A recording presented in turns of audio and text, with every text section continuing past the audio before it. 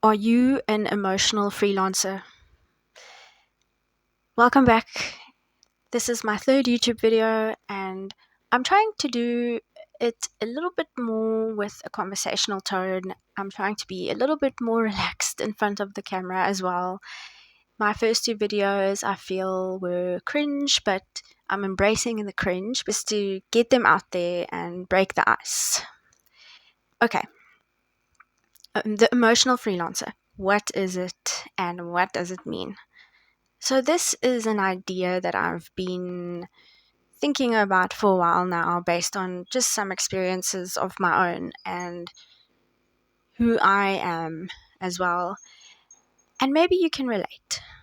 So, what I mean by an emotional freelancer is really someone who's a bit more on the sensitive side of when it comes to communication and dealing with people. It's someone who's more of an empath, who can feel things on a deeper level, who can sense things around them that others can't. And if someone talks to them in a harsher voice tone, they feel it more. So it's someone who has a bit more of a thin skin, or a hyper awareness, you can say.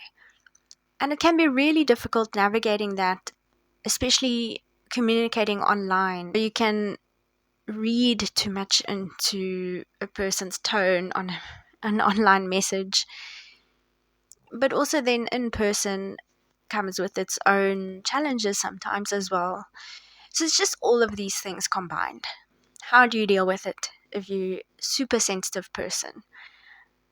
And I know for myself, this is something I've learned a lot over the years to deal with, and it's something I've been struggling with.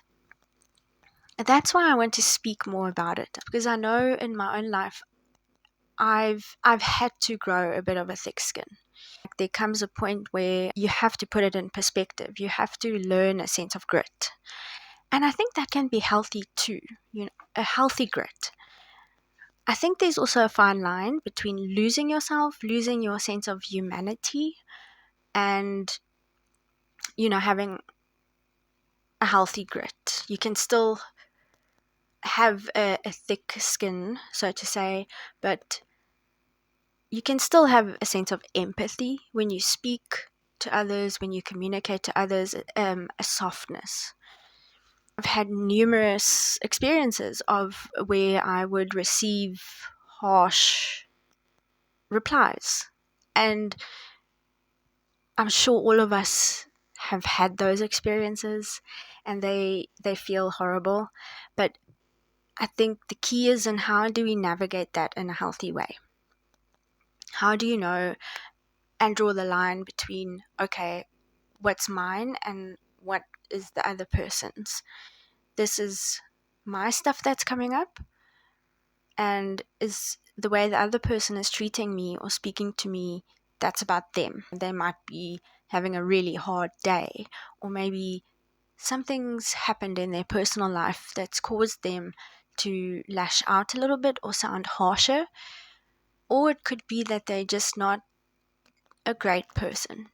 I don't know why I don't like saying that, I guess, because maybe, I don't know, maybe some people just have hardened to a point where they don't even realize it.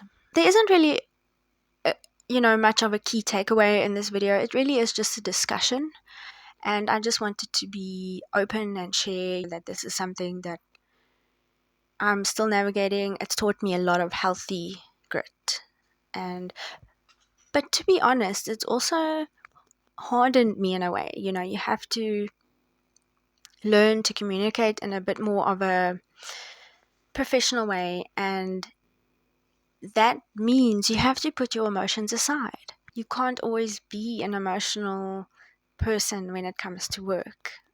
And that's why I come back to the question, are you an emotional freelancer? I say freelancer also because I'm a freelancer at the moment, and freelancers work with so many different types of people. It always varies. So I'm just speaking on the level that I'm at right now. How do we navigate this? I think it requires a lot of practice and patience with ourselves and other people. Practice in terms of a lot of self-reflection, asking ourselves, why am I being triggered? Why is this affecting me so much? It could be from past experiences that you haven't yet looked at. It could be from a belief system.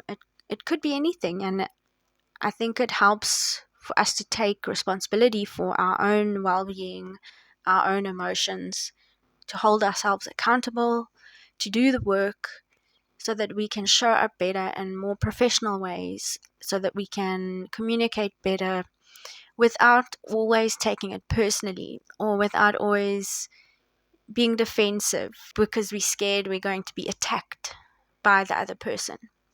To create a sense of safety within ourselves where we don't get affected when someone replies in a harsh tone. It just washes over us.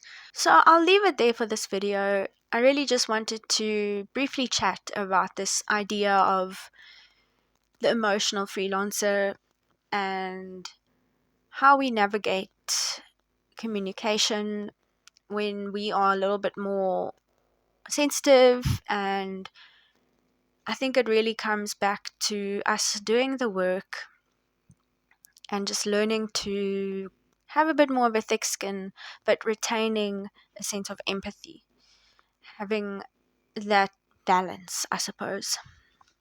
But if any of this made sense, I hope it made sense. Please let me know if it resonates. It's an ongoing discussion, it's something I'm still navigating, but I wanted to just share more about it and my experiences in the hopes that it can help someone else who might be feeling like they are struggling as well out there and they don't really have anyone to express this to. So let me know what you think in the comments, and thank you so much for watching this. I will see you in the next video.